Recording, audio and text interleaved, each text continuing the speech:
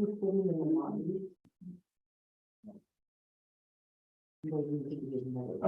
I'm trying to get on to this.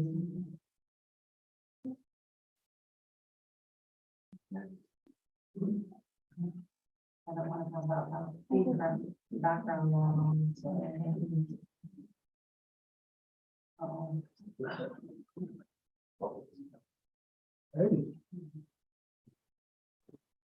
Good evening, everyone. This is Charles Rosticell dialed in. Sorry I'm late.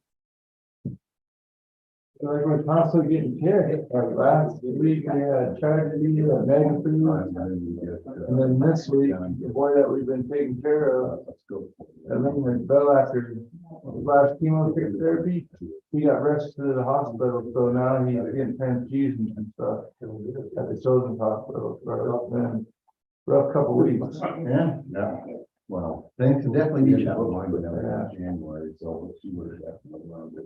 Yeah, my entire life is now, we all know comp route and so.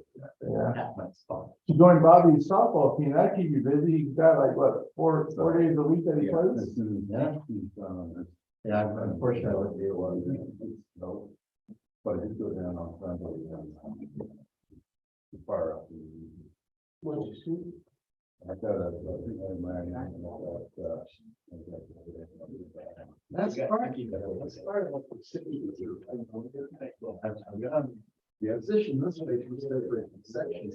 It's the same on set. Sugars are good. Highlighter. I like some for myself. The question I have on 7 o'clock already, what else you have to do tomorrow? So you can't. You can't understand them. I figured it out. Yeah.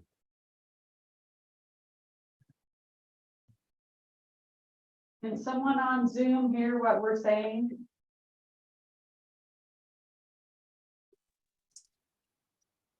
This is Mayor Rosticell. If you guys can hear me, I can hear you pretty good, Vicky, but I'm having a real hard time hearing Councilor Yonley. Okay, because I haven't turned the speakers on. Okay, test. Can you hear me now? Mayor? I can hear sufficiently. Thank you, Councilor Yonley.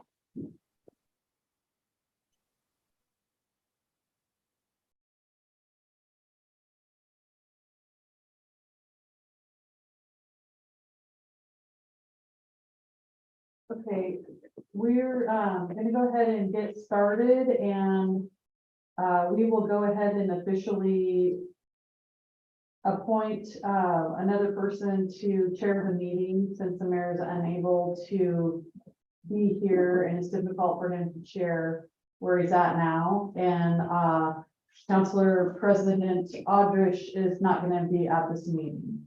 So if we want to go ahead and get the meeting started with the flag salute.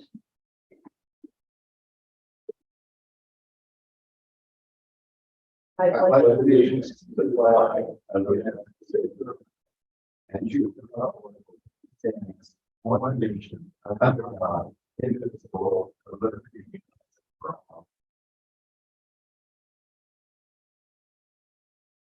Before you appoint a person to chair the meeting, I need to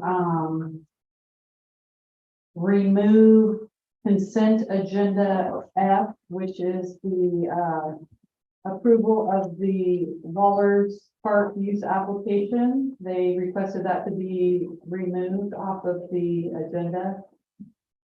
And then item E off of the consent agenda, right before the consent agenda, to allow for public comment on resolution 726-2022 that is revising the transportation utility fees. So do we want to take it out of the consent agenda and make it its own item? Yes, if you would move that just right before the consent agenda, so that if anybody has any public comment. Okay. That would be good. And then we need to entertain a motion for who is going to be the chair of this meeting. And make a motion that, Counselor Thomas be our chair of this meeting. I'll second. All those in favor? Aye. All those opposed? And Councilor Thomas is the chair, and I'm going to provide you with the. Appreciate it. Thank you, Counselor Thomas. And I wasn't I, it just didn't come through. Oh, okay, thank you. Okay, so we'll move on to agenda topic number 2, North Marion Tourism Collaboration and Woodburn Area Chamber of Commerce membership. John Lucas.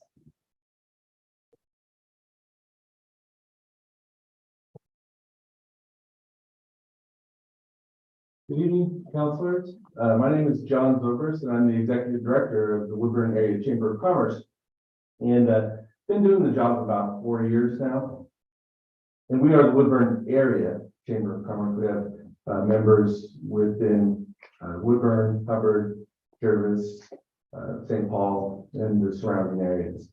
And so part of what when I first came on to the job as interim director, one of the things I really noticed right away was the fact that there's services and organizations in Salem and Portland, and not a lot of them focusing here and bringing those resources here. And initially, we're really focusing on business resources, so help for different businesses. And we estimated there's probably at least 10 or 15 organizations that would provide help to local businesses. And so our idea and our dream was to open a business resource center, bringing those organizations to our area. So local businesses would have to go to Salem for a class. You got to take a class at the Small Business Development Center, which is an awesome facility, but you got to go to Salem. It's a 3-hour class, and it takes people out of their business for most of the day. That's just not realistic. Fast forward, we were able to open that last year. And so there's really 2 specific things I want to talk about. One is the business assistance, and the other is tourism. So with the business assistance program, we got a grant. So there's a collaboration and both of these collaborations are very similar in the participants. The municipalities, Aurora, Hubbard, Jervis, Donald, Mount Angel, of course, Woodburn and Silverton are all involved, people from each of the municipalities. And in addition to that, there's other people at the chambers in Silverton, the chamber in Mount Angel, it's actually Discover Mount Angel, and of course the Woodburn Area Chamber. And we got a grant from Business Oregon, and it's a grant to identify the different organizations that would provide business resources to our area. To date, we've identified over 65 different organizations that will supply business resources in the area. So that's pretty exciting. And we've been meeting on a monthly basis at our offices in Woodburn via in-person and Zoom. And there's help for businesses that are just starting up, or businesses that are, minority or underserved. If somebody wants to do a $30 million expansion and they need funding, there's organizations that will supply that. It's really exciting to bring all that and bring that to Woodburn. That's some of the work we've been doing in the area of economic development and helping our local area businesses. But one of the most exciting ones we work on, and Sean's been involved in both of these since she came on, and she's been a great participant as well. But the North Marion Tourism Collaborative. So it's a similar group of people. In this one, though, we have stakeholders like the tulip farm, the drag strip, Bauman's, a bunch of these tourist related, because frankly, tourism is an important part of how we bring money into our communities. So for us, we put on a big soccer tournament with the area chamber, in July, and the idea is, gosh, if we're gonna do another fundraiser, everybody wants to do a silent auction or another gala and then ask the local business people for gift baskets and the like. Well, the Fiesta Mexicana brings in 30,000 people over a weekend, and a majority of them can come from out of the area. Gosh, let's do stuff to bring in groups of people. That's why we do soccer. But for the first couple of years, the tourism is like the city of Woodburn, myself, and a couple of other people that worked on that, and we did things that we could to help promote tourism. But then we started with this collaborative effort with the business resources. So we expanded it to the tourism. And so we brought in partners and stakeholders from around the county. And so we have successfully become our own DMO. So we are a destination marketing organization. We have a designation. We've received several grants. A couple that we just did recently.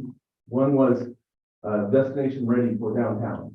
So last month we went to all of the downtowns in the North Marion area and did a tour, looked at them, and determined, are they ready for travel? Are they ready for people to visit? And we found, in the different downtowns, they're all different, but they're all unique in their own right. We have a new website, Explore North Marion. So I would encourage you to have a look at Explore North Marion. What's great about that website is it's twofold. It's job postings.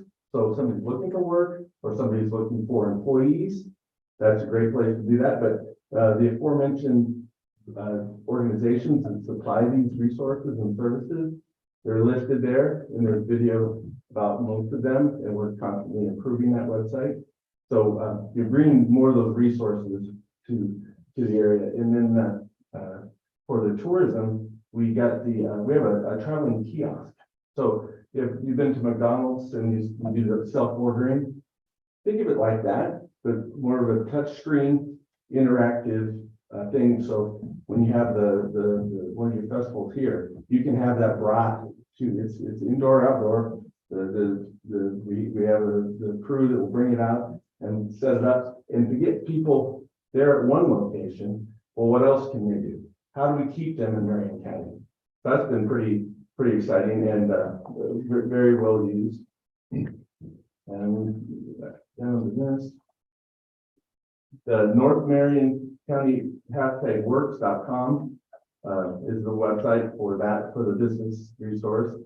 And more of the grants that we've been working on.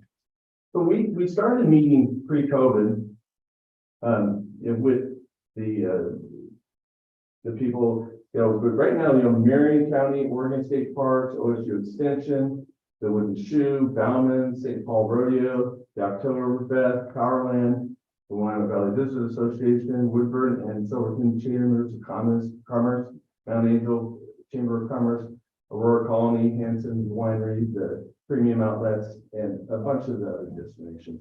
Really all get together, and we've been working on grants. One of them is a transportation grant that we got through Travel Oregon, and there's going to be a shuttle from Portland through Woodburn to the Oktoberfest. And there's going to be one from Salem to Silverton to the Oktoberfest, so bus service to and from, and trying to get some of the parking issues that are there, trying to alleviate that some.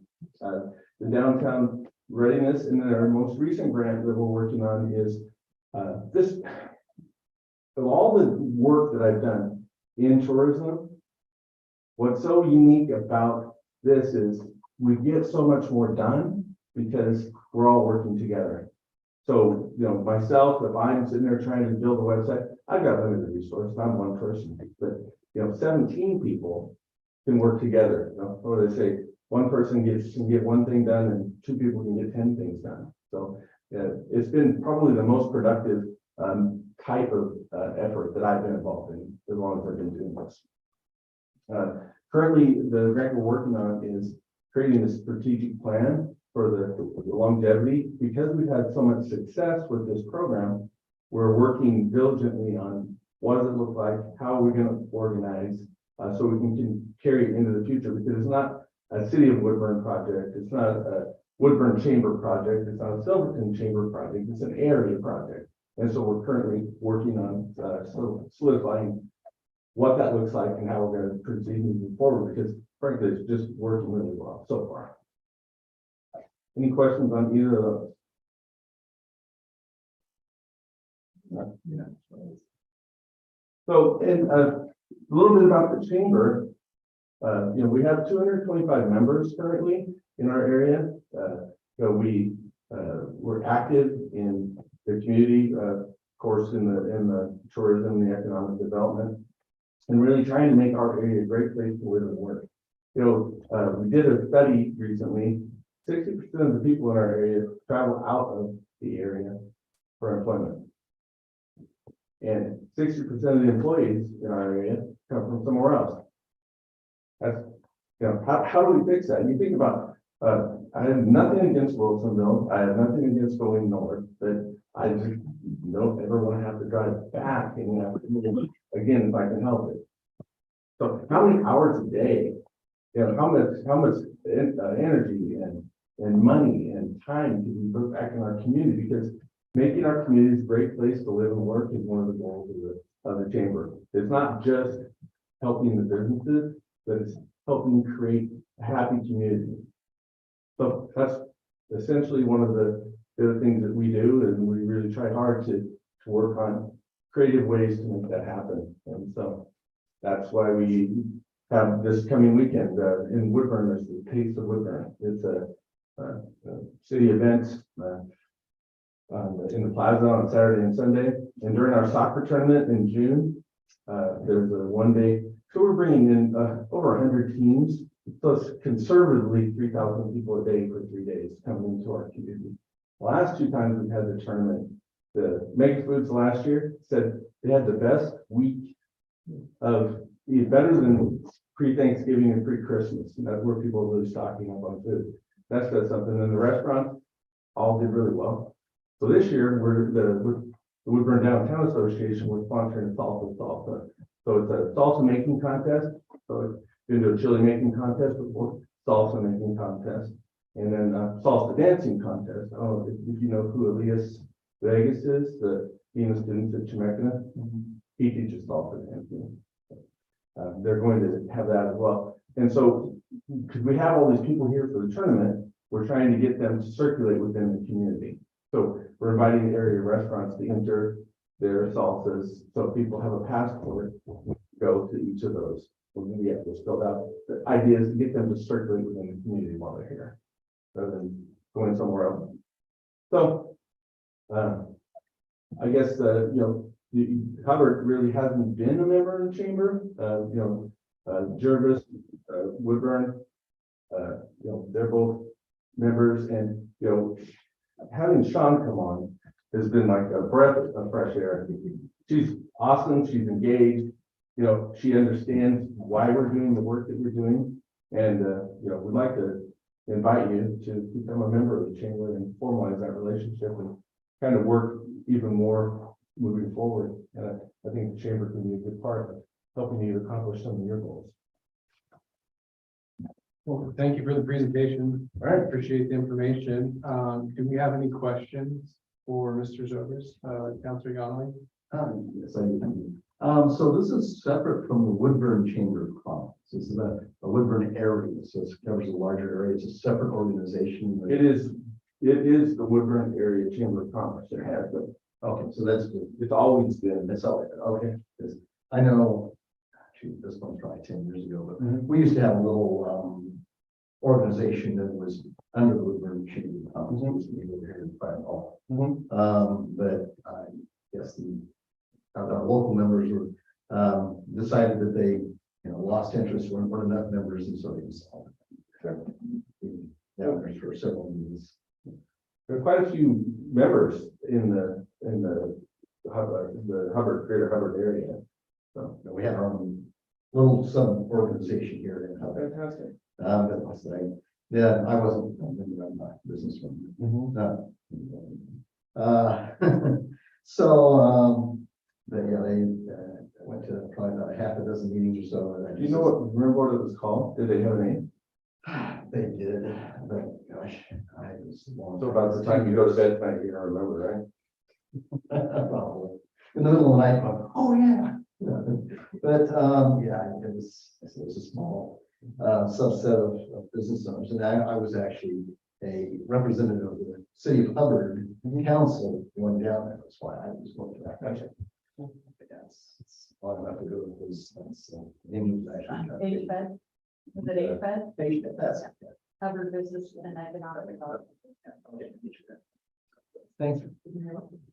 Councilor Steiner. I know I appreciate the chamber and member on a regular basis, so I think there would be plenty of benefits. What do you think would be the biggest benefit for the city of Hubbard joining the chamber? So, getting the business community, plugged in and aware of the things that we have to offer. And the other part is, it's hard for small groups, Hubbard's not huge. I mean, Woodburn is big, but it still isn't huge. And we've got Jamie and her team in economic development. Even with the team and that kind of money, it's just, you can't get as much done unless you're working in a collaborative. And so that's why the collaboration between, I think, is where that power lies with the tourism and with the business service providers alliance. It's that collaboration between the regional people that gives it the strength. And so anything we can do to continue working together as a group is going to help us all. Go online to Mayor Rossestil, questions or comments? Thank you, Councilor Thomas. I don't have any direct comments.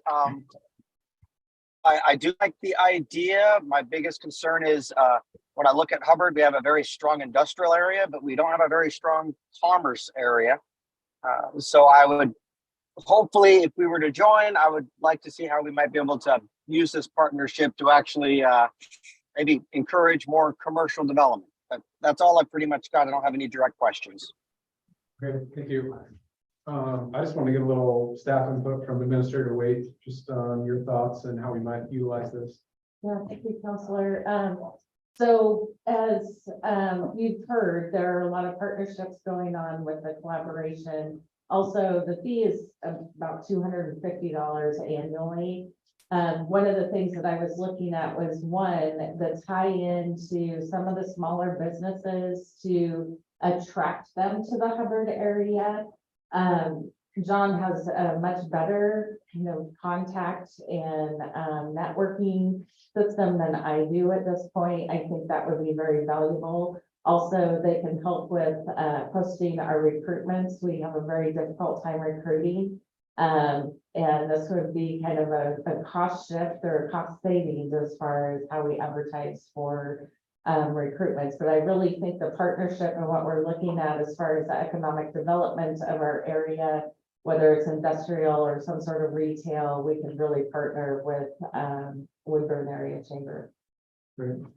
Okay, awesome. Thank you. Well, my input on it after discussion with council and Administrator Wade and the information provided tonight, I think there's no real drawbacks for us to join. So I would be in favor of it. Can I ask a question? Yeah, go ahead, Chief Rash. Recruitment, do you do police officer recruitment? We don't, but what we do, we have a pretty strong reach on our e-blast. We've got 2,700 people that we send out weekly communication to, and our business chamber member businesses and organizations can put job postings on that. And then our social media platforms, I can reach really about 30,000 people. There's some groups that other people are already involved in. There's a Hubbard, Oregon group we belong to, of course, and others. There's several in Woodburn, there's several in Hubbard, there's several, in South Valley that we belong to. And then when we repost and do that, we can broaden the reach with those same types of announcements. And it's a tough one, recruiting for officers. Thank you. Well, we have a resolution in front of us. Do we have a motion for this resolution? I just want to state that I am a chamber member, so I don't have any hesitation, but I just want to make sure that that's out there in public. Are you wanting to recuse your vote or are you wanting to vote? I don't think I need to. Okay, Now, as long as none of the council objects to I it. have no objection. Either way. Yeah. I'll go ahead and make a motion on, resolution number 754.2023, a resolution authorizing the city administrator to apply on behalf of the city of Hubbard, to become a member of the Woodburn Area Chamber of Commerce, the UACC, and pay annual dues. Make a motion to pass that. Do we have a second? I'll second. Okay.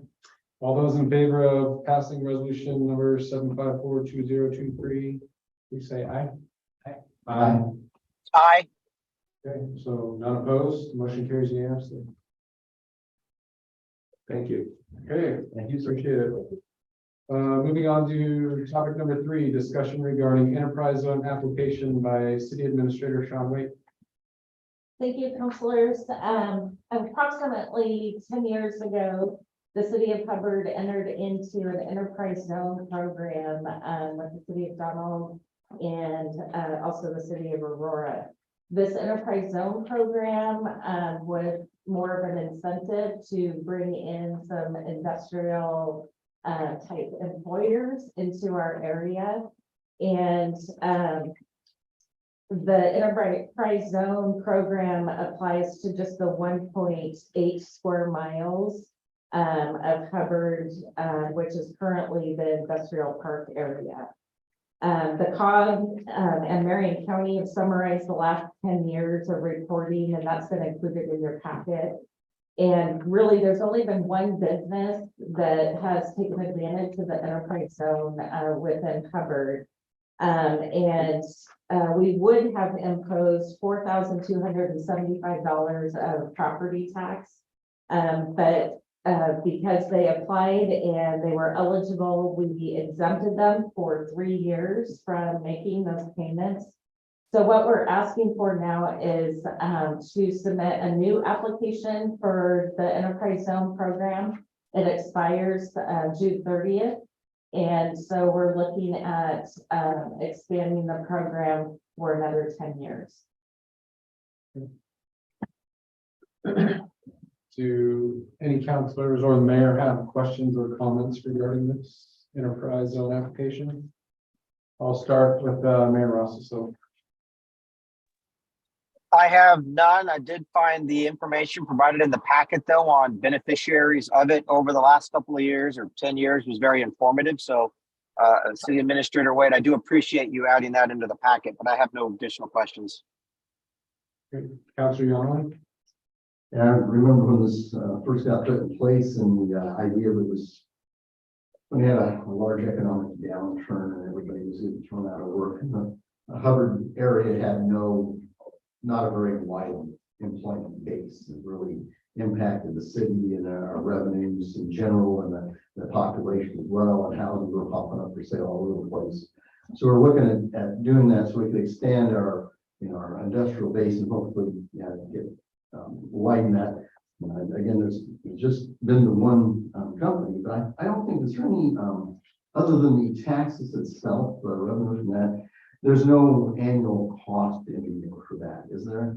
No, there's not. So Suncor manages the program for Marion County area. We used to pay $500 for their services. We no longer pay that. That was covered by Marion County. So this is a no cost program other than the exemption from the property tax for those companies that meet these requirements. Okay. All right. Well, that was answering that question. Yeah, I don't have any other comments at this time. I don't have any questions. Okay, I have no questions or comments either. We have another resolution in front of us. Do we have a motion for this resolution?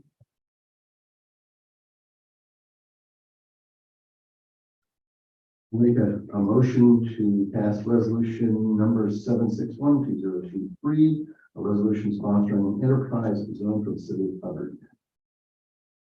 I'll second. So we have a motion and a second. All those in favor, please signify by saying aye. Aye. Aye. Aye. Appears to be not opposed, so motion carries unanimously. Okay, moving on to agenda topic number 4, discussion regarding regulation of camping on public property by City Administrator Sean Wade. Thank you, councilors, mayor. The city needs to review Hubbard municipal code related to camping on city property and city rights of way, such as streets and sidewalks. This is in response to a new state law and some federal court cases. The review process is state mandated work that cities across Oregon have either already completed or in the process of doing so. The goal is to review our processes and policies for the city and revise any camping codes or provisions as needed, but making sure that we are doing so with an equity lens, compassion, and ensuring compliance with state and federal laws. As stated in my council memo dated June 4th, there's been several lawsuits around this issue. And while the city does have some camping restrictions identified in Hubbard Municipal Code 12.05 city parks, it does not refer to guidelines as far as camping on streets and right-of-ways. The Hubbard Police Department does have a policy that they follow when they're engaging with the unhoused or unsheltered individuals. But they do not have anything in municipal code specifically. So we currently don't have any issues really with unsheltered individuals in our area. But again, I want to honor the mandate from the state that the city reviews our policies. So I'm seeking direction from council to form an internal team within the city to review code and draft language for council consideration.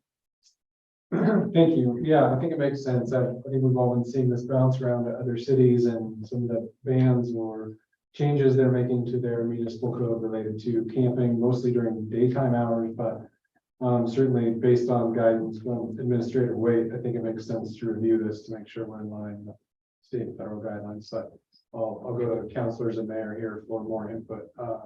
Councilor Steiger. I had a question. Do we have time to put something into effect before I believe I saw that it's supposed to go into effect as soon as July. Will we have time to fix anything we need to before the actual bills go into effect? Yes, so councilor and mayor, so I did have a conversation with our city attorney about the timeline. And really, when we talk about the sense of urgency, they codified the state law effective July 1. We still have the opportunity to make revisions. We're not too late. We can revise our ordinance at any time. It's just, we have to make sure that we make a decision on whether we're going to follow the state mandate to do the review by July 1. So that's what we're voting on right now. Yes. Yeah, this would be on direction for them to, I guess what? To give an internal review. Internal review, yes. So that's the point. Councilor Yonley, do you have any questions or comments? I do not know. Okay. Mayor Rossesell, questions or comments?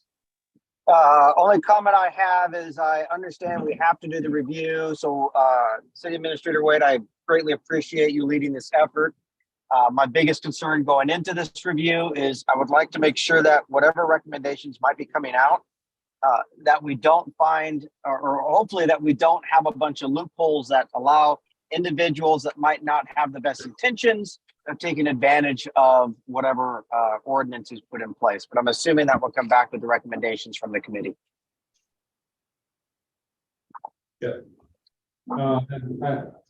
I would echo what the mayor said there. I would like this to be as strict as possible, but still follow state and federal law.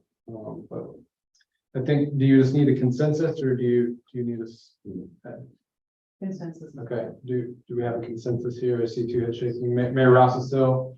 I'm good. I'm good with Okay. the committee. Yep. Yeah, do we have a consensus to move forward with that? Thank you. Thank you. Okay, moving on, agenda topic number 5, This is regarding approval of Jacob Ramirez application to use the community garden located at 3759 3rd Street from, we'll say, June 1st to September 30th, 2023, and request to waive all water fees. We can refer to Director Administrator Sid record a report on that. So included in the council packet is the park use application for 3827 4th Street, which is the unimproved street. The city council is allowed to be used as a community garden. Mr. Ramirez is requesting to use the area as a community garden from June to September. He has submitted the required insurance and utility water service application as requested. He's also requesting all utility fees be waived during this time, and he is at the podium. Perfect. Thanks for joining us. Thanks for taking this consideration. Yeah, no, I'm glad someone's taking it over. I know Serenity had been doing that for quite a few years, and they did a great job, I think, of maintaining it and keeping it up to date. I know in the past, we've kind of had similar agreements where we were waiving the water fees just based on the amount of people in the community using it. It was kind of hard to, well, how do we make her pay for it when other people are using it? And I think it ended up being something like $160 a month. So it was kind of negligible in the grand scheme of things to have people be able to come out and garden in the community. And I know things are maybe a little different now that we're past COVID. I don't know if as many people are showing interest in it now, but if you want to give us kind of your thoughts on it. Yeah, we're trying to get more people involved. I know it's a little bit late this year, now for next year, we'll get going earlier, in April and May. Yeah, we're getting people interested. We want to be able to give, vegetables and stuff to the community, so have, like a little stand there, not charging, but Sure. So people can come and get food and get people more involved that way, next year too. And then put a pumpkin patch there just for the kids so they can eat free pumpkins. Yeah, So that's absolutely. just to get more people involved, I guess. So maybe people that don't garden, or don't have the time to garden, they can still come there, get some vegetables, go out funny, and kids can come and get some pumpkins. And that was kind of the thought process. Maybe next year we'll get some people to, some businesses that want to help out, that want to do some stuff in the garden too. What are your thoughts on like upkeep of the garden? Because I know in the past, we've had people say, okay, well, we're paying for the water, and it was upkept really well up in kind of till August, and then the weeds got 8 feet tall, and the fence is falling apart. And I don't know, I haven't been over there since, so I don't know what's been repaired or not repaired, but is there any work that needs to be done? I think just some weeding inside there, clean up that we were gonna take care of that. I know Serenity, like they would do at the end of the season, a clean up, and then again, I think in April or May, but whatever needs to be done, we can do it, we can mow or whatever. I have a folder here, so I'll review a little more. So anything that needs to be done, we'll take care of. I think the fence is in pretty good condition. I think one of the other signs may not have ever been put up, but so we'll take care of that. Okay. But for the most part, it's good condition. Good. I know that the city, I think, mows part of the front and stuff. If we have some pumpkins, then we may not have to do as much. Any other questions, comments from council? Well, just for the record, if you can state your name and address. For the, Yeah. Jake Ramirez, 3759 3rd Street, about a block away. so, yeah, you're gonna try and you're doing this kind of on your own, or do you have people going to be coming to help out, or you like coordinating and managing? Yeah, in the Anna can be students and see if she wants to have one of the beds, and then seeing who else, there's some past people that were in there. I was trying to make it so it's a free service people can use. I think in the past it was focused more on trying to pay for the stuff that they needed. You could apply, that's one of the records I've seen, you could pay, I think it was $50 or $100, you could get your own bed. So we were trying to get more people involved. She was having trouble with people keeping up with it and actually coming out watering and doing the stuff that needed to be done. So if we're trying to get more of the businesses involved so that it's more of a community, trying to get people to come in instead of just you own this plot here and you do what you want this one and do this one. She was having trouble trying to keep up with them, actually filling their word and coming to do what they're gonna do. So she ended up handling the whole thing. Get excited at first, when you get tired, you don't want to go down this hot sunny day, you want to go swimming in the river or something. So yeah, it Don't have was, that problem. yeah. So before I was kind of just like get 4 or 5 people involved, And that was, so I'm trying to get more people involved and, like I said, have free vegetables, pumpkin and stuff like that, so we can get more people to help out. So is there thoughts on charging people, or is it gonna be a free charge? I'm gonna do free, this is what I like to do. Okay. I mean, if that was hindering people from joining, people think, oh, I gotta pay $100 for this spot. We don't charge them, we can get, you know, any of the hoses and other stuff that we need from businesses, you know. This year, you can go hard, they have, but there's like no, I have all her financials here, what they need, you know, so some of the hoses per year, so much of the fertilizer, whatever they, you know, are using. Sure. Different things, you know, there's miscellaneous things that add up real fast, They do, you know, wood, fencing, different things like that. for sure. So my idea was to have a switch free for the community. Okay. And not charge. Counselor Sanger, any questions or comments? I don't have any questions. I'm excited to see it come alive. It's a really great spot, and if you can really make it explode, I think that would be awesome. Mayor Rossesell. Only comment I have, or a couple of comments. Number one, I am excited to see someone stepping forward to keep the Jubilee Garden kind of going. It would be very interesting to see if those that have expressed interest to joining the garden, doing a plot, actually show up and do something. I know it's very late in the season right now to get a garden planted, so all the best of luck to you, but I would very hopeful that we can get more out to participate in some active gardening. Awesome, thanks. I do have does staff have any questions about that? Superintendent Travis? No, I'm happy to see somebody actually taking it over and making a go of it. Then just for our knowledge, do we know what the monthly cost was for water last year in the garden? I And don't have that information Okay. in front of me, however, what you mentioned before, a couple $100, I Yeah. think is what the yeah, I approximate. always thought it was under 200. I remember 160 or something. Yeah, approximately, I would say approximately, because I kind of looked at, you know, the water usage Sure. and stuff. I'd say approximately between 190 and 200. Oh, okay, That's what I thought. okay. So do you see consensus here, or do we need to make a motion? Actually, I would, like a motion because you're waiving the utility. Gotcha, okay. So do we have a motion by council to approve Jacob Ramirez's application to use the community garden located at 3759 3rd Street from June to September 2023 and waive all water fees? I'll make the motion that we approve the application and waive the water fees. Do you have I'll a make a second. Okay, we have a motion and a second. All those in favor, please signify by saying aye. Aye. Aye. Aye. Okay, there you have it. Motion carries unanimously. Thank you. Appreciate it. Best of luck. Okay, moving on to number 6, appearance of interested citizens. Hello. Rocky Sherwood, T622, Nina Place.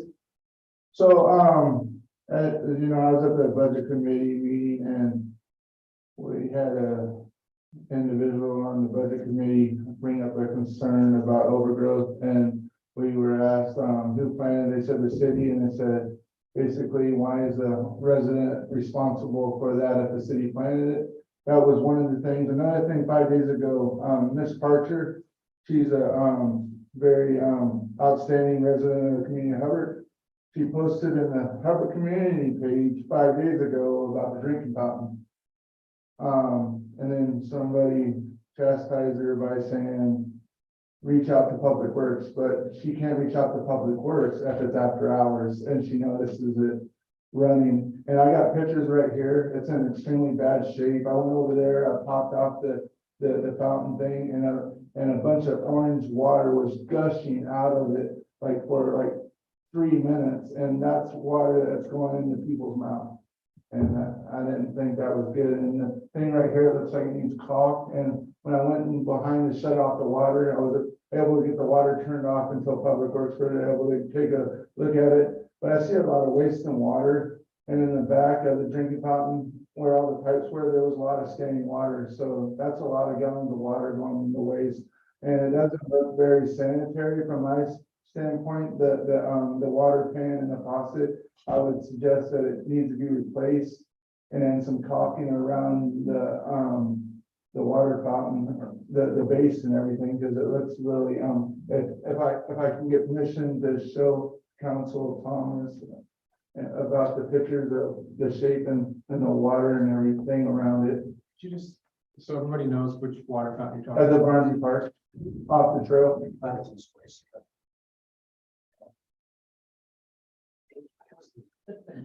thought he was gone. I was important. Okay.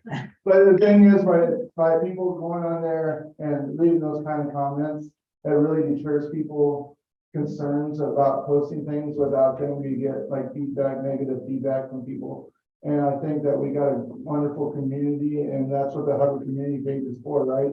Is to make announcements on a community behalf, especially when we have situations where those are in the news and when those are found, and with like this water situation, this is a trip hazard and everything, and this was the winter and this kind of water, it would turn to ice, and then we have people slipping and falling on our parts, which would ultimately possibly lead to lawsuits, which would come out of our taxpaying dollars, right?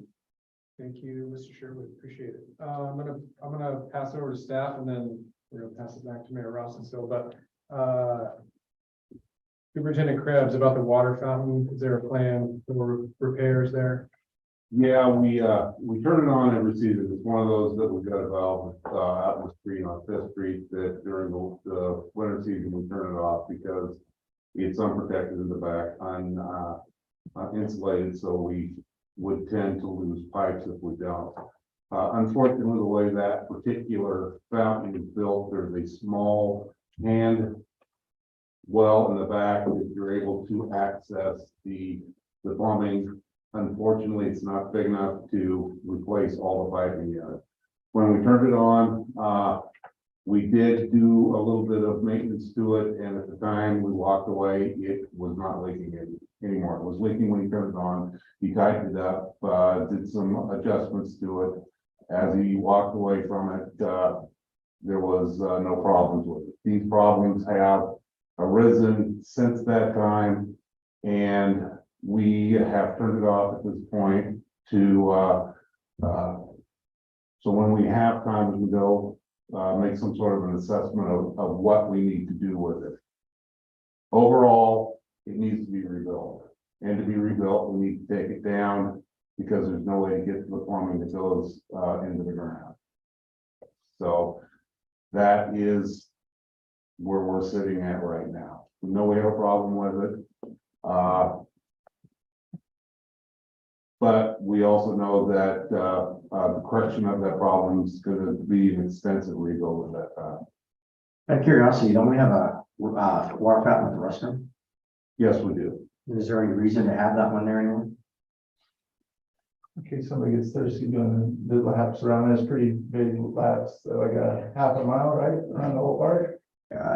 What I'm thinking is, would it be better or more cost effective to just basically disable it or take it out? For now, yeah, until we have the time and the resources to rebuild it. It will save our resources. I'm totally, that was the answer I was looking for, just to take it out of commission. And that way we don't lose all that excess water, because I just see a huge waste, and like I said, it's not no little puddle. I mean, it's standing water over there. Well, I was more surprised it actually worked. I was faucet, I had to take the cap off and I screwed it over, and I was able to turn the water off from then until Public Works can get to it. Well, thank you, Ron. Can I say one other thing? Go ahead. So I also wanted to address the one comment about what happened at the budget committee meeting last week, in which there was question about the planters that were located on G Street. Those have since been removed except for some along G and First. And we are working on weed abatement, so that issue's been taken care of. Okay, I was just wondering, because he said that wasn't for the topic for the budget committee, so.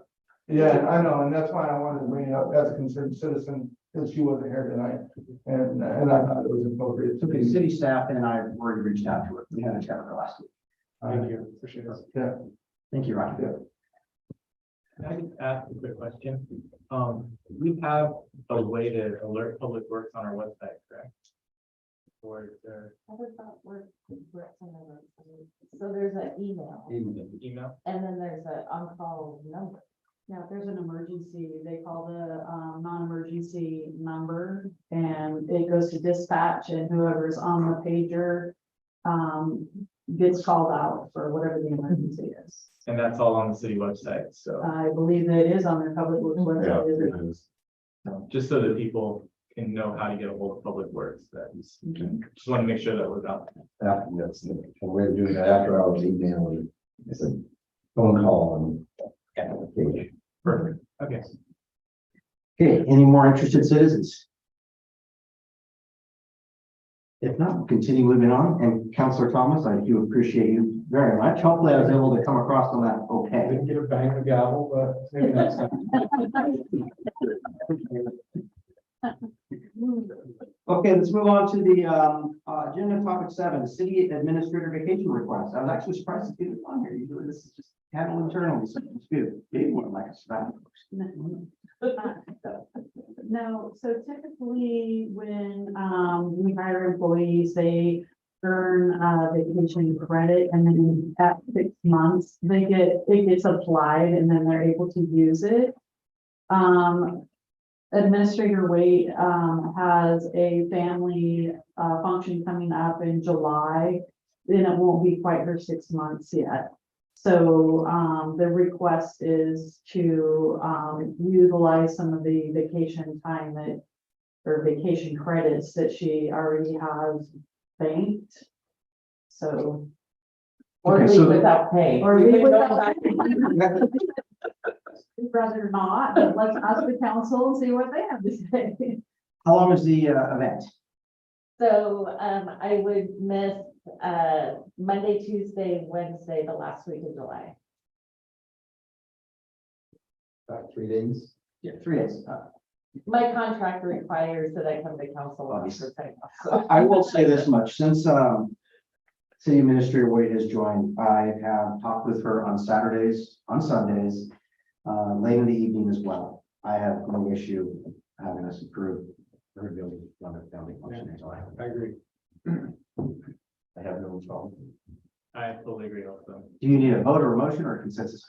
I think you should do a motion since it's off, different than what the policy Will is. do. I will make a motion that we approve City Administrator Wade's vacation request for the last 3 days. I don't know off the top of my head, in July. I second. Okay, we have a motion and a second. All those in favor say aye. Aye. Aye. All those opposed? There's no opposing, so you are approved. Thank you. Thank you. Okay, Mayor and or council's presentations? I have none, thank you. I have a question for the council back. When I was on council previously, I would, I did business spotlights for, to put in these, city newsletter, and I also did employee spotlights in the city newsletter. So if I were to pursue those, would the council have any preference? I can send it out ahead of time for the council review once I write it up, but I would kind of like to begin spotlighting some. I can't get to all the businesses, and it's up to the employee whether I spotlight them or not. But I would kind of like to begin that again. City council would not mind. I don't think I would mind. I'm curious about public perception or, Councilor Yonley saying this person's great, but why is he saying that person's great? That's my only concern. The micro inequity at the end of the day. Yes. And I would have, we have enough time to get to all the employees. I ran out of them last time. There was a couple that didn't want me to do it, so I didn't. Personally, I think it's a fine idea, especially the company or the business highlights would be great. The only question I would have, and it would go over to our city staff, is as long as we have room. Because I do know that you often run out of room and you try to keep it right front and back of one page. I usually some are bigger than others, some might have more room than others, depending on what's going on. So, and depending on how big it is and how long of an article, if you're gonna do short, like, It was usually a couple of short paragraphs depending upon what I was doing. then I can usually fit it in, like, if I can't fit it in on this one, I can fit it in on this. And with the employees, I just kind of give them a basic snapshot of the position, what they were doing. If they had any, awards or what their training had been. You know, if they wanted to talk about having the family dog or the, you know, et cetera type thing. Just kind of a quick snapshot and say, you know. And again, I would not per se eliminate any of the employees unless they didn't want to do it. And I've got most of what, 3.5 more years to go. I should be able to get through them all. You know, all of them. I think I could make room, but it's as many employees, so. I don't have any specific businesses in mind right now. I don't think with the city employees and you know, kind of, there's a few businesses I might get a ring to talk to. I have any suggestions I would be up for as well at any point in time. It's me being retired, although I tend to be phone bound during that. I do find amounts of time that I can go on other things, make phone calls and whatnot. So Could you ask for people to maybe recommend City Street as Spotlight, so it opens up more of a community feel involvement? I can go out and do that. Maybe just do like a line at the bottom of the. I just did a variety of businesses last time, you know, restaurants and a couple outfits over in the industrial park and an auto body place and there's kind of a variety of businesses here in Hubbard. Just kind of spotlight and know these businesses are in town or are new in town, kind of orient towards newer businesses and to kind of spotlight them so that way they get a little bit of advertising, kind of like you know. What the Chamber of Commerce tries to do, I was just trying to generate more business locally here in Hubbard. Is the idea. I think it's fine. I don't have any. Furniture store. I don't have a problem with it. So again, I'll just kind of start working on that, and then again, before I submit it to publication, I can submit to it. City council, just in case they want to. Well, I didn't have any trouble with it last time, so I might have any trouble with this time. Because we're just fine. I'm excited to see it. All right, fantastic, and that's all I have. Okay, Councilor Steiner. I don't have anything tonight. Okay, Councilor Thomas. I do not think so. Okay, I just have a few. Number one, we're quickly approaching things like Pop Festival coming up, other events, the National Night Out, etc.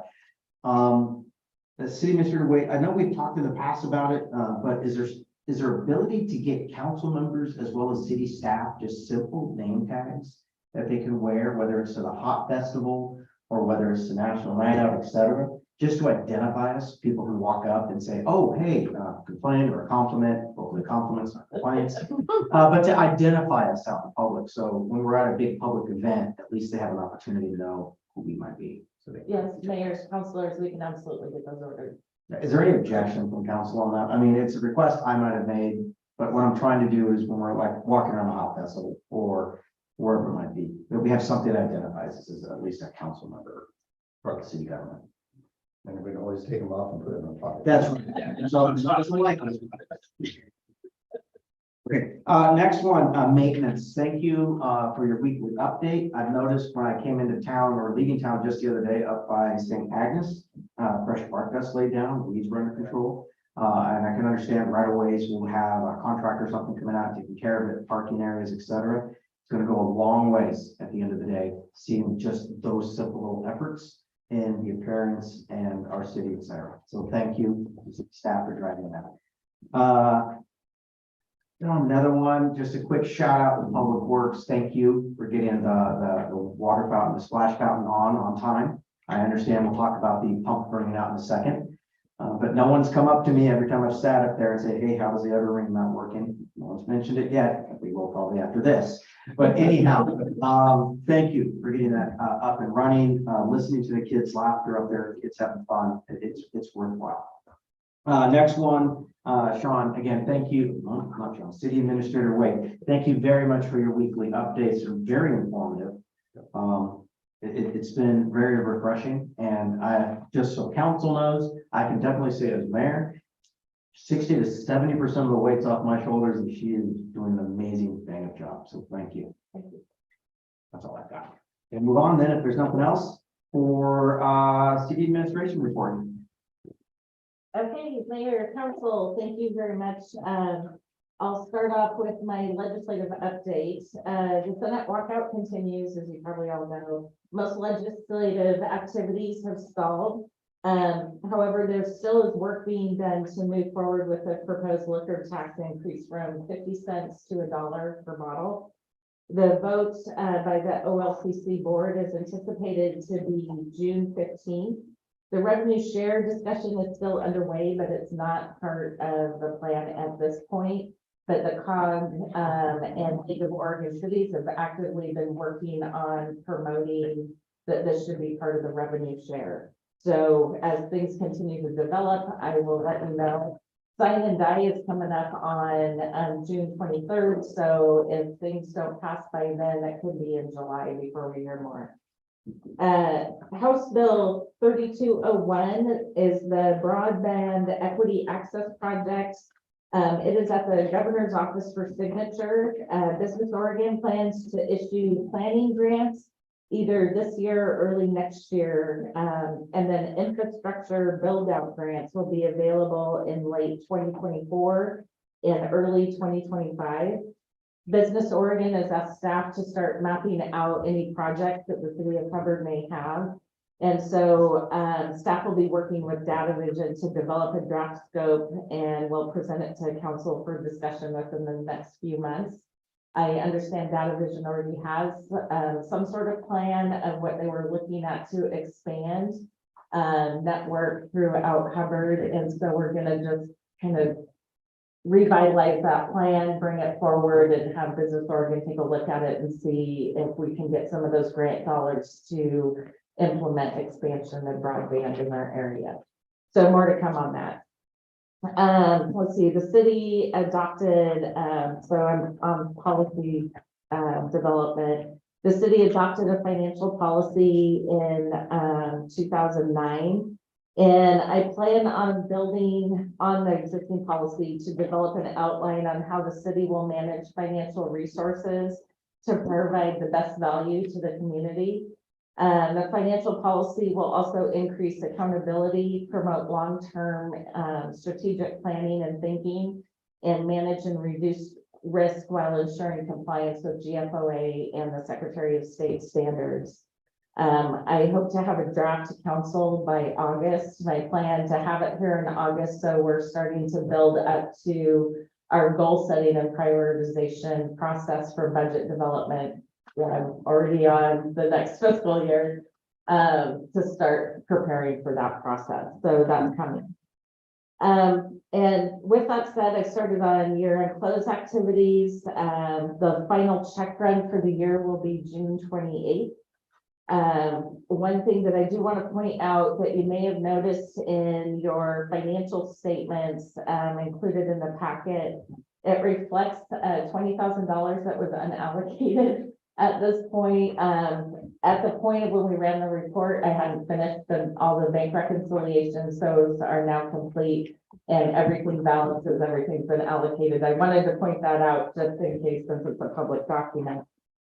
And then I'm also working with the city attorney on draft language for council's consideration for municipal code chapter 2.10.160 section 6, council rules of procedure, council conducts with boards and commission.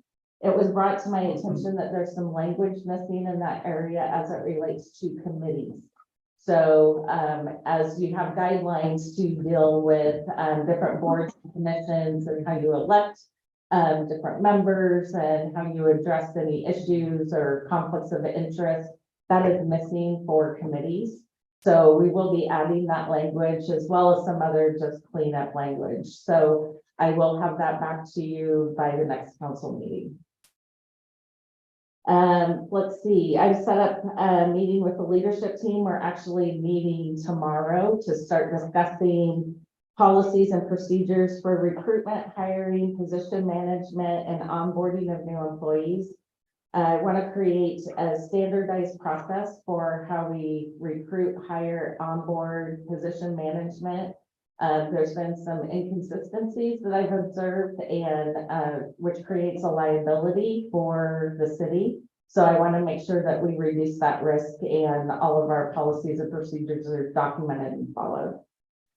Additionally, so grant update, we're partnering with North Marion School District and First Student on Safe Street program. We've identified the following bus stops that would benefit from infrastructure to keep you safe while waiting for the bus. So Highway 99E at Parkway Boulevard, Baines Boulevard and Mill Creek Lane, Carl Road in the trailer park area, Highway 99E at the mobile park area, D Street and Riviera Court, 7th Street at F Street. And so those are the locations that we actually identified with First Student and North Marion School District. I have had some meetings with some other local governments that have applied for the Safe Street grant for this type of activity and received some guidance. They said getting community input is critical, just because depending on what it is, we could be putting up some sort of infrastructure, lighting or whatever. If it's close to a housing or neighborhood area, lighting could be problematic. So how do we deal with that? So getting community involvement is going to be our next step. I haven't scheduled anything yet and totally planned out what community engagement will be, and I'll keep you all updated on what that looks like as plans develop. And with that, I'll wrap it up. So I am seeking a grant opportunity with the Ford Foundation that provides funding to small communities for development of economic and community investment plans. The Ford Foundation has supplied me with the application and I'm reviewing that now and I'll be providing updates to council on what that looks like. Basically, what they have told me is that we are a qualified small community and they just give us the money. And there's also several consultants that do this kind of work and are familiar with the Ford Foundation requirements. So I'll be in contact with them as well to kind of work through scope and propose a scope to council for consideration. And that is all for me with my staff updates. Before we move on real quick, any questions from council? I have none. Okay. I do have one question, but I'm gonna wait till I'm honest. Okay. Or I should have a couple questions, by the way. Councilor Thomas, any questions? I have none, thanks. Councilor Penn? I have no question. Okay, then let's move on to police department then. Okay, so we did make a job offer to a police applicant, and his last phase is scheduled for June 21st. It's found that out today. So hopefully, within that week, we'll know if he's passed all the phases and hope to have him on by July. Okay, so his last day at his current position. So is he gonna start? So he's in the last phase of psychological exams. Okay. Yeah, so we give a conditional offer before psych and medical. He's passed the medical, we're just waiting for the second. And so that's scheduled June 21st. We gave him a tentative hire date of July 3rd, I believe. But we can move that date around, so. But he's eager to go, so. He comes from the corrections side of law enforcement, so. Just a reminder, we do have National Night Out scheduled for August 1st. I forgot to ask Molly how many we had signed up, so I'll try to have that number for you at the next meeting. And then you saw what training went to. Tomorrow we have, I don't know if I'm gonna be able to make it now because some things have come up, but we have active shooter training with Canby PD. So it'll be at their high school tomorrow. So, does anybody have any questions? The new officer, has he already gone through academy or will No. he start academy? He has gone, to answer your question, yes, he's gone through the corrections, but he has to go to the basic. As of October was the last date I heard 2 weeks ago, I'm sure it's up in November, we'll be as soon as we can get in. The director did send me an email, because we have our chiefs meeting tomorrow, that I'm not sure, but whatever political body down in Salem approved his plan. His plan is to have a morning academy like traditional, what we do now, and then a swing shift. So we run 2 academies. So they've approved it. How they're gonna get the personnel to instruct is the next challenge. And I was talking to Sergeant Mingo at Woodburn, because he teaches down there. So they're working on that phase of it. Hopefully that'll speed up academies so they can get to the backlog, and we can get at least this one officer through quicker. So I know Westland has an officer. She told me she's going in August. So yeah, it's just a log jam right now. Councilor Young? I don't have any questions. Just one quick question real quick, Chief. On your call records for ordinance other, we had 12 last month. Was that related towards the code violation letters that went out? I'm sure it is. Yeah, because the abandoned vehicles and stuff like that. I think the one on the abandoned vehicles, one I've seen on D Street, I think. You see the sticker on the side of it, the toe. Yeah, I think the other is the letters that went out. Okay.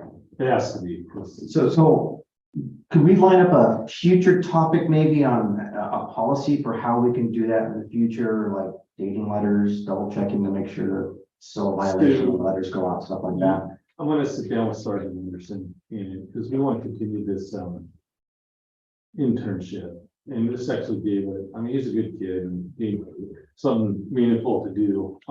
We missed a couple steps. I talked to city administrator about it. So, Well, I applaud the effort, I'll say that. I just think yeah. we just kind of fell down on execution. Yeah, there's gonna be, I mean, the kid went out, found these violations after Sergeant Anders showed him what to look for. And then, we just did a sample, right?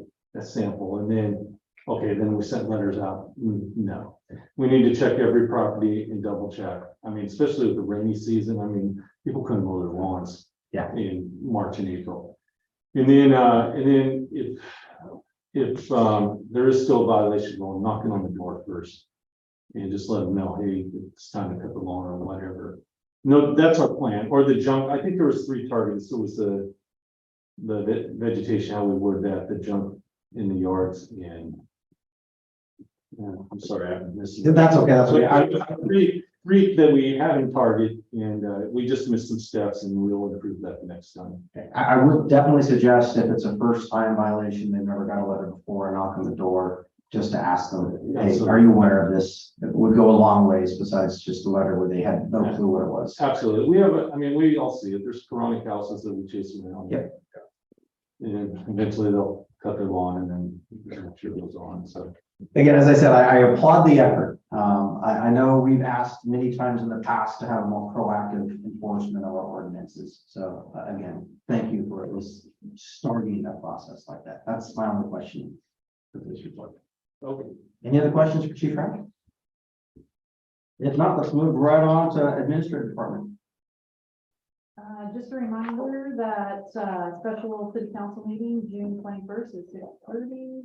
And an update on the phone system. I had a call today. They're scheduled to come out tomorrow. The phones are programmed, so installation, hopefully by next week. And I have nothing further unless you have any questions. No questions for me, except Counselor Young. Are you gonna get that first spotlight in here by tomorrow?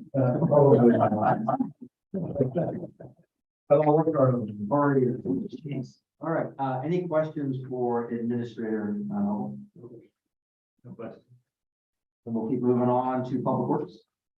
Okay, update on the East Street project. Talked to the contractor this afternoon, and the schedule is to grind out 8th and 5th, starting tomorrow.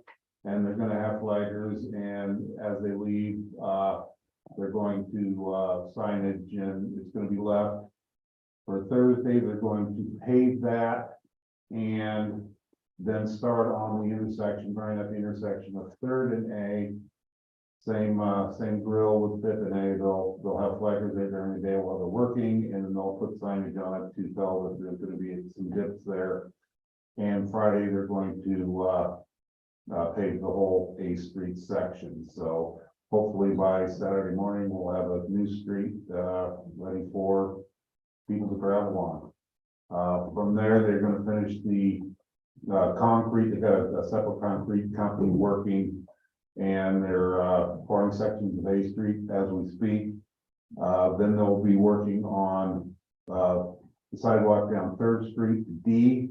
And when they get done with that, they'll, go over for that one block section between F and G on Fifth. And that's gonna be a grind out of the street and also, sidewalk, that block section. So that's just finishing off what we did not have enough money for when we did that one section. Right. Okay. Yeah, yeah. If you look at it, on Fifth Street, unfortunately, we had to cut back, substantially a set of arborvitae. We attempted to, contact the homeowner on several occasions, we were unsuccessful. So after, looking at it, I think that was the least, what we did was the least, damaging, because it still gives the homeowner the screening capability that those, arborvitae have had, for a long time, but it also cut it back far enough to where we get the sidewalk in there for this. So it has to go sometimes because of our right of way. Yeah. A lot of residents just forget there's even a sidewalk there, and actually let buses grow right over the sidewalk. Yes. That sidewalk you're talking about, they park the cars either on the sidewalk or close enough to the sidewalk, and then the arborvitae would grow over, so you couldn't get through there at all. Right. I know the one you're talking about. Yeah. So I'm glad that, So if you drive back there, those arborvitae are straight about 7 feet up. cool. By the way, kudos to the Public Works and City Administration figuring out how to make that grant go that far. I mean, that's a lot more than you were thinking you were gonna get done, so. Yeah, Bids came in right. can't complain on that. Okay, the other one is, of course, the splash fountain, had it up and running. We tested, both pumps on 2 separate occasions. When we wired in the pump, it was about a week before, like on a Wednesday, we ran it for an hour, everything was okay. The Thursday before the, fountain was to be officially turned on, we ran it for about 2.5 hours to get the water chemistry to where it needed to be. So at 10:30 on that Friday before, Memorial Day, we turned it on.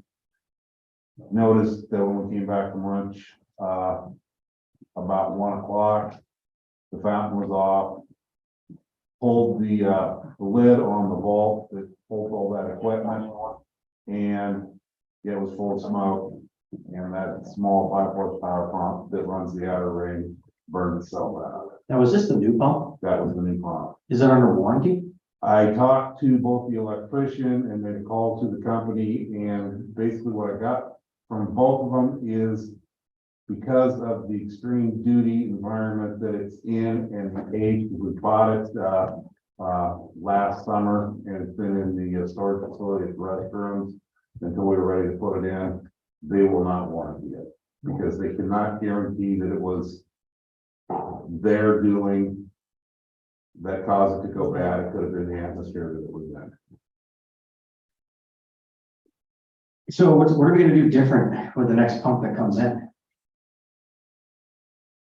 There's really not a whole lot we can do. I've talked to Administrator Waite, and I think the cure for this is to bring all that electrical equipment out of that vault. Basically, build a floor over it, put a doghouse on it. Alongside that, and just get it out of the atmosphere where it has the possibility to be sitting in water or get wet from leaks or broken pipes or that sort of thing. In my opinion, that vault was a bad idea. But I talked to the gentleman that developed it, and he said that that's what the city required back in that time. So you have a concrete hole in the ground that has electrical equipment and running water, you're always gonna have the possibility of mixing the two, which everybody knows is not a real good situation. typically leads to death. What's our stop on the pump? We got the motor sitting at the wastewater plant. I'm hoping that, we just pull it out, replace the motor, and everything's good to go. However, because of the heat issue, I can't tell you whether or not the seals and the bearings in the pump are functional. If that's the case, we've got the one we pulled out last year. I'll just pull the pump off of that, put the new motor on it, and we should be back in business. And then we'll just go ahead and do what we originally had planned and just have the other one rebuilt. I've heard honestly no complaints yet on it, at least the outer ring. I don't think people have noticed it's been off. But thank you for your diligence trying to get it back on. Just need extra time. Hours in the day. We're still working our way through the recruitment process for the utility one position. We have not at this point made a decision as to who we're going with. So we're still working on that, and as soon as we get through the process we're in now, then we will make a decision on that one. We've got the part-time administrative assistant starting next Monday, so that's a big yay. And we've got the seasonal guy out mowing the lawn. He's been with us now 4 days, so I think I'll throw him in the truck tomorrow and go, you need to do this, you need to do that. And that's Jordan, right? That's Jordan, Okay, yes. he's come back. Okay. Also, the pump I replaced in digester number 1 doesn't like hair. It was built as a solids passing pump, but a lot of companies don't include a hair on that, and you get long strands of hair and they tend to wrap around the impeller. Because of where that one is located, it makes it a little bit problematic to crawl down every time it plugs up for the part full of hair balls out. So we've decided to go ahead and replace it. And I found one that's built to be submerged. So if we run into a problem to where that manhole submerges again, all we have to do is turn on the pump, and it's designed to run underwater. So I think that's a very big plus, because if it works as advertised, then you won't need to do any remodeling of that digester. Yeah, save money. Yes, in the long run. Question on Administrator Oliver's update as well. The infill project on 99E, which is great to see that finally moving along. Do we know what targeted areas they plan to put that in? Yeah, they're talking about going from D Street to American Market. Okay. So along the main road. Right, on the west side. Are they gonna curve it or just lay a sidewalk on They'll just lay aside, we'll just go with whatever contour we've got at this point. And it's, how to put this, it's an idea at this point. They're thinking that that would be a good thing to do, but they've got to check budgets and all that. So we had this conversation with them when they came through originally to tell us about the ADA project. And the more meetings we had, the less amount of sidewalks they were going to do until it actually was, well, we don't have the budget to do any of them. So I'm gonna look at the glass half empty on this one, thinking that, yeah, we're in that same discussion mode, and when things wash out, there'll be little or none of the sidewalks put in. But if they do, yay. I'm not gonna argue when we get a free sidewalk, maybe. Yep. Number 8, public dashboard, still appreciate it being in here. Is there any plans to be able to put something similar, maybe reduced down on the public works site? So the public can go take a look at all the efforts that are going on, all the projects that are being planned. Yeah, we're working on that. Okay. I just think that will go a long way in letting individuals know where their money's going. I think that's one of the things when Melinda frees up a little bit of time with the new assistant, that she'll take a little deeper dive into it. Great. 'Cause I will tell you, I go to ODOT's site quite often to look at their projects, what they're planning, so. Nothing else for me, Councilor Thomas, I have no questions. Councilor Steiner, I have no question. Councilor Young. No questions at this time. That finishes up Public Works then, and we do have, I believe, interim fire chief, Carmen on. Thank you, Mayor and Council, for having me. Can you guys hear me all right? You're coming across wonderfully. Perfect. Well, we had a above average month of May for call volume. We're sitting at just about 400 calls now, so kind of right on track for what we're expecting for this year with call volume. Wildfire season opened up today. We have one of our lieutenants is an assistant task force leader going up to the Adam fire as we speak up in Umatilla in the Pendleton area. And we're starting to see more activity with calls in the district. With that being Saturday, the guys ran, I believe, 16 calls in a 24-hour period. So a big shout out to the guys that were on shift. They were working all day. I'll give you an update on our dorm project.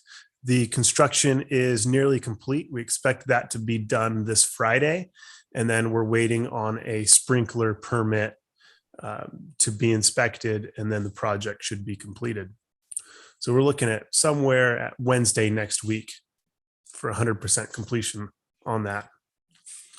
Next week on Monday and Tuesday, we've got a hiring process. We had one of our full-time members leave to go to the city of Albany.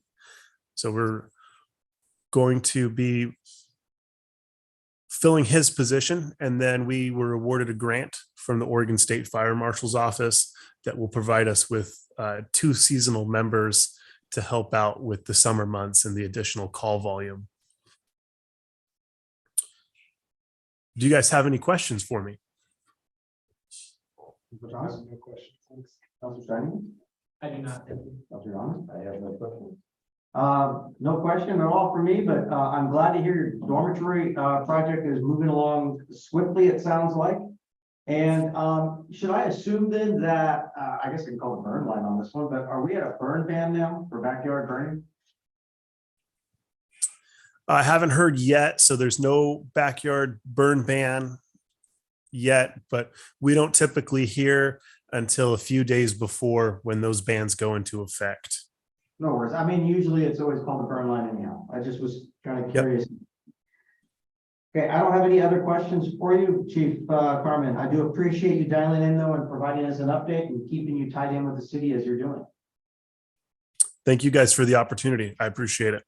Before we let him go real quick, is there any questions from staff? Oh, okay, we're all good. Thank you, Chief Carmen. Thank you guys. Okay, we'll move on to consent agenda. I wanted to make sure I captured this correctly. We're removing D because it needs public comment, and F. No. Yeah, totally got that messed up. Well, you're close. E. E. All right. Public comment. And I thought I was listening so well. Road noise up in Washington is horrible. Okay, so we are though removing D as well, though, correct? No. F. Yeah. So E and F, okay. Thank you. Okay, so with that A through D, I'll go ahead and read it off then. For consent agenda A, approval of city council meeting minutes for April 11, 2023 and May 9, 2023. Approval of the May 2023 check register report. Approval of the agreement between the Mid-Willamette Valley Council of Governments and the City of Hubbard for land use planning services, July 1st, 2023 through June 30th, 2024, and authorize the city administrator to sign. And D, resolution number 75523, a resolution authorizing an annual adjustment of system development charges, amending resolution number 5332012 and repealing resolution number 7252022. Make a motion to approve consent agenda as read. I'll second it. Okay, we have a second, and we have a motion. All in favor, say aye. Aye. Aye. All opposed, say nay. Consent agenda does carry. Okay, other city business real quick. I do have one question, and darn it, we lost Chief Rash. I believe I read that we had another accident at the 76 station today. Is there any way we can start a dialogue with ODOT to see if we can find some safety improvement for that area? I know it's a gray area. It might be out of our city district, it might be in it. But we've had multiple wrecks. I know we've had a death there as well from multiple hits.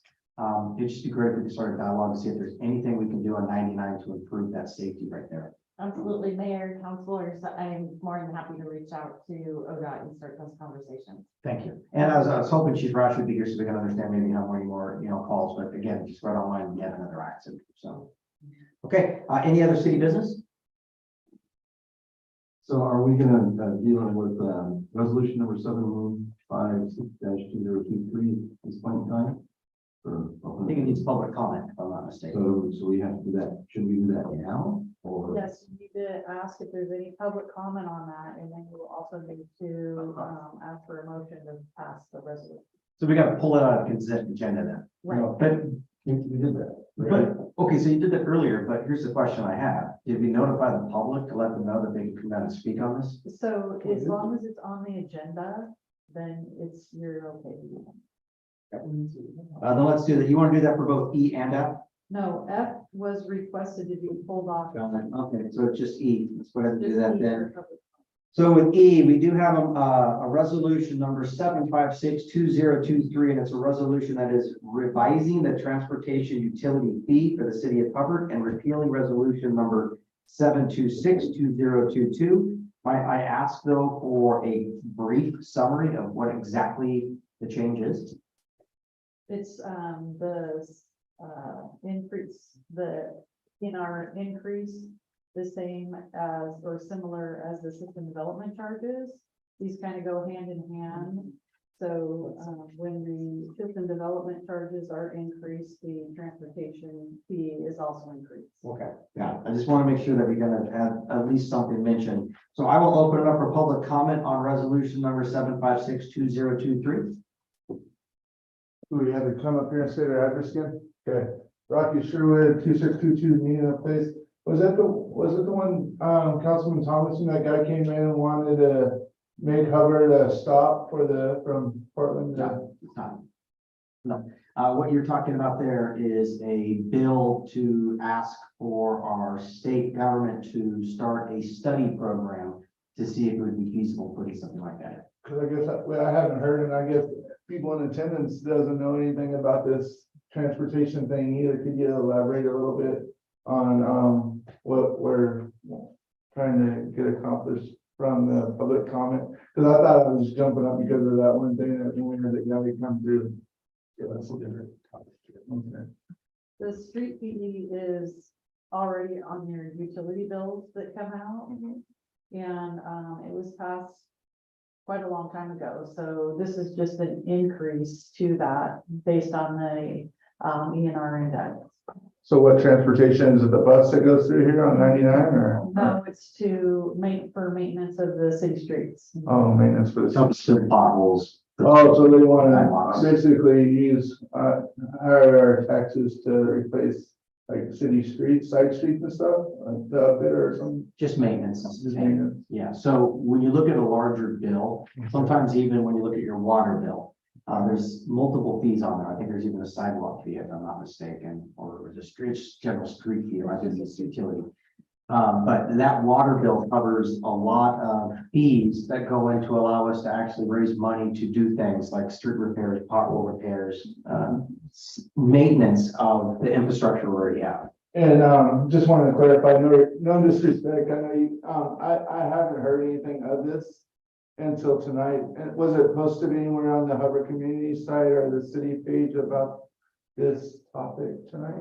This doesn't have to be a public hearing. Because it said public hearing like section, so I'm just kind of confused. I was wondering. It's not public hearing, it was public Comment. feedback comment section. Just public comment, so Okay. it doesn't have to be posted everywhere. If it's posted on the city council agenda, it's good to ask for public comment whenever you increase your fees, so. Because I didn't know anything. This tonight. Yeah, this is, I'm assuming it's rather minimal increase and it's just to allow us to keep it in line with the other fee that's going up as well, which would be the system or the system development charges.